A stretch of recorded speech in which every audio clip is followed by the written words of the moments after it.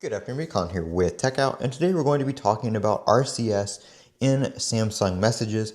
I made a video probably back, I think it was back in December, talking about how Verizon announced that they would be ending support for RCS in Samsung Messages coming at the 1st of the 1st of January.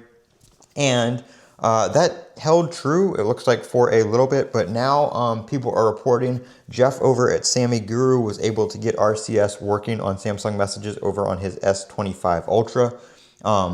However, I am on Visible, which is owned by Verizon and operates on the Verizon network, and I am unable to get the same pop-up. I've tried multiple times over the past week, and I cannot get any RCS options to pop up, no RCS settings.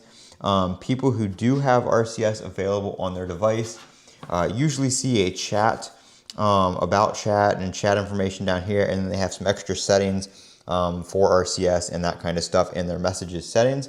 However, I do not. I'm not getting it. I didn't get the pop-up he did. He's tested it on Verizon, T-Mobile, and I believe Boost Mobile on his S25 Ultra test units that he has, and he was able to get RCS working on all of them.